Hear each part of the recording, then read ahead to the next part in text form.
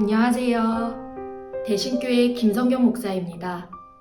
이번 주 웨슬리와 함께 걷는 복음 나들이는 존 웨슬리의 설교, 성령의 첫 열매들입니다.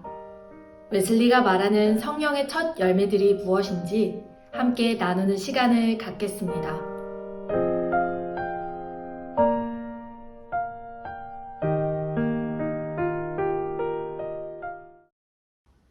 로마서 8장 1절입니다. 화면에 나오는 말씀을 함께 읽도록 하겠습니다. 읽겠습니다. 그러므로 이제 그리스도 예수 안에 있는 자에게는 결코 정죄함이 없나니. 아멘. 그리스도 예수 안에 있는 자와 육신을 따르지 않고 영을 따라 행하는 자는 누구입니까? 그리스도 예수 안에 있는 자는 예수님의 이름을 믿는 자입니다. 자신의 의가 아니라 믿음으로 하나님께로부터 난 의를 가진 자들입니다. 그리스도 안에서 발견된 자, 혹은 그리스도의 피로 속죄함을 받은 자입니다. 그들은 그리스도 안에, 그리스도는 그들 안에 거하십니다. 그리스도 안에 거하는 자는 누구든지 죄를 범하지 않습니다. 그들은 육을 따라 살지 않고 성령을 따라 살기 때문입니다. 바울은 이렇게 말합니다. 너희는 성령을 따라 행하라. 그리하면 육체의 욕심을 이루지 아니하리라. 육체의 소욕은 성령을 거스르고 성령은 육체를 거스르나니 이 둘이 서로 대적하므로 너희가 원하는 것을 하지 못하게 하려 함이니라. 이와 같이 그리스도로 인해 그리스도 안에 살게 된 자는 자기 육신을 정욕과 욕망과 함께 십자가에 못 박았습니다. 그럼에도 그리스도 안에 있는 자 안에 본성의 부패, 쓴뿌리는 여전합니다. 그들은 자기 안에서 그것의 존재를 느끼지만 그것을 발 아래 짓밟을 수 있는 힘을 가지고 있습니다. 그 힘은 위로부터 부여받은 것입니다. 그들을 향한 모든 공격은 우리 주 예수 그리스도를 통해 승리를 주신 하나님께 감사하고 찬양드릴 새로운 기회만 될 뿐입니다. 이렇게 성령을 따라 행하는 자는 모든 생각이 주님께 성결하게 될 때까지 영생의 셈인 사랑을 가지고 하나님과 이웃을 사랑합니다. 또한 성령을 따라 사는 자는 모든 대화가 거룩하여 늘 은혜를 끼치고 덕을 세우는 선한 말을 합니다. 또한 하나님을 기쁘시게 할 일만을 행하고 본이 되시는 그리스도를 따르며 무슨 일이든 오직 하나님의 영광을 위해 합니다. 또한 성령의 열매를 맺습니다. 열매 맺는 삶을 통해 그들은 구원자 하나님의 복음을 빛나게 하며 이 모든 행위가 예수님을 죽은 자 가운데서 다시 살리신 바로 그 동일한 성령에 의한 것임을 증거합니다.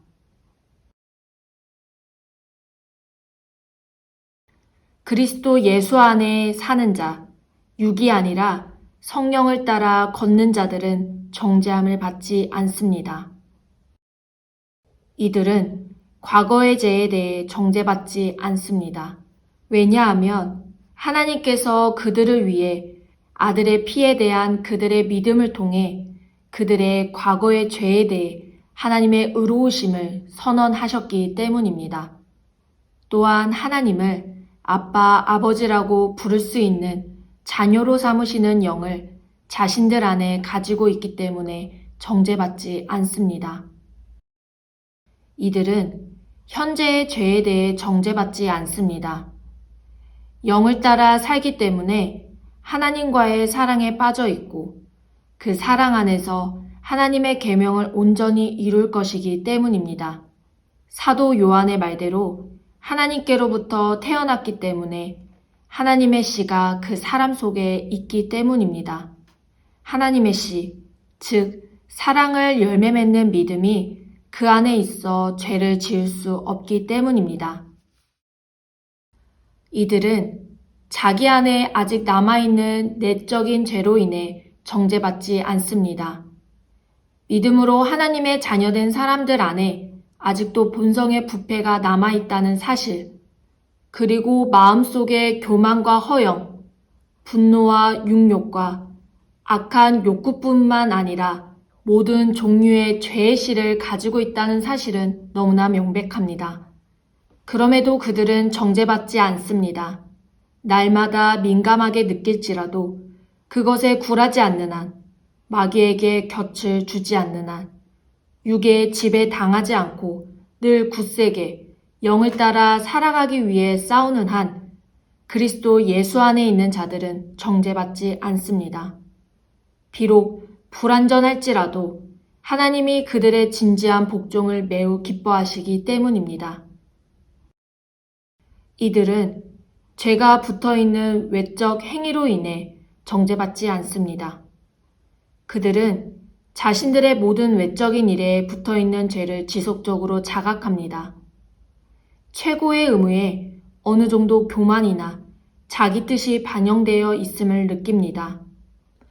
자신의 마음을 쏟아붓는 하나님과의 직접적인 사귐에서도 생각은 방황하고 사랑은 둔감해져 간다는 사실에 부끄러움을 느낍니다.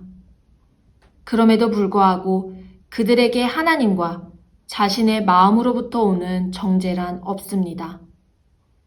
오히려 여러 약점은 그들로 하여금 하나님에게 자신들을 변호해 줄 대속의 피, 그리고 항상 살아계셔서 자신들을 위해 중보하실 대언자가 필요하다는 사실을 더 깊이 느끼게 해줄 뿐입니다.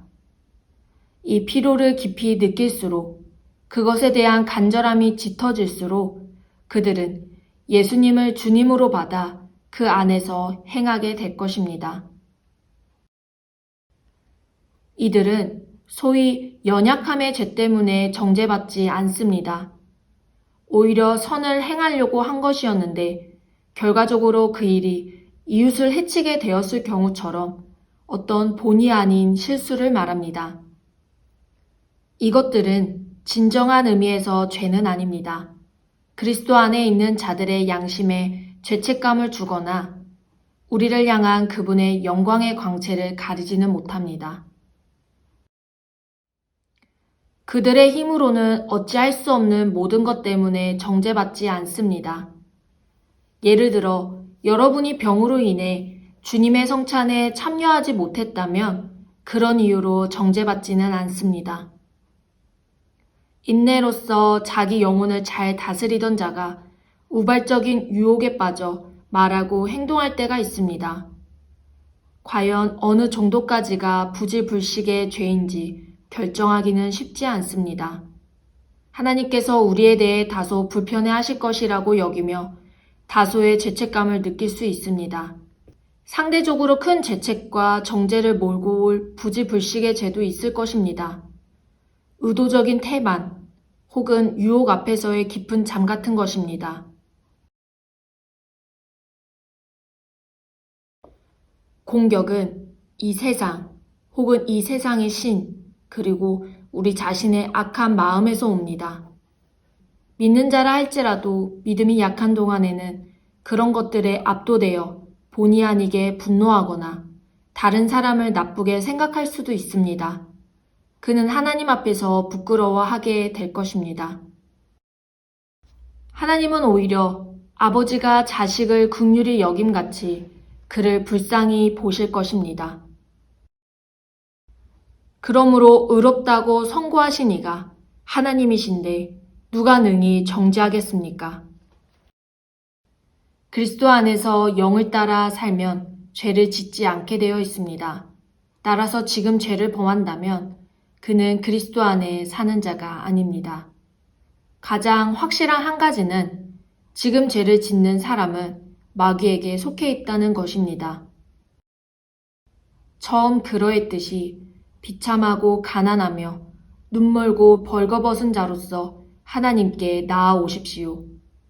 하나님이 여러분에게 용서하시는 사랑을 다시 드러내고 퇴보를 고치시며 다시 사랑을 행하게 하는 믿음으로 채우실 것입니다.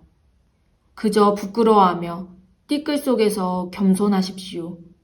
무와 공으로서의 제 모습을 직시하고 받아들이십시오. 그러면서 여전히 마음에 근심하거나 두려워하지 마십시오. 아버지 앞에서 우리를 위해 변호해 주실 의로운 예수 그리스도가 계시기 때문입니다. 그 모든 약함이 일으키는 결과들 때문에 믿음이 흔들리거나 주님 안에서의 평화나 기쁨이 깨어져서는 안 됩니다. 오히려 이렇게 말하십시오. 주여, 당신의 손으로 붙들어 주지 않으시면 저는 매 순간 이렇게 넘어집니다. 그리고 일어나서 인내로써 여러분 앞에 놓인 경주를 하십시오. 여러분을 사랑하시는 하나님을 사랑하십시오. 존 웨슬리는 전합니다.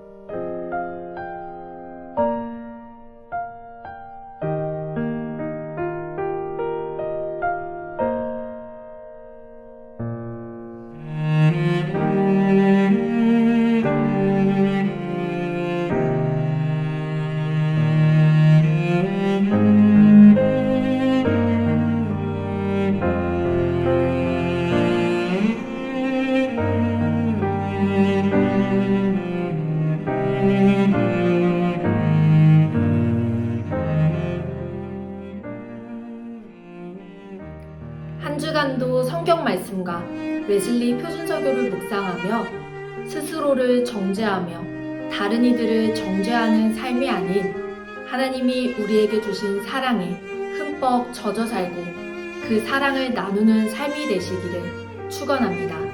다음 시간에 뵙겠습니다.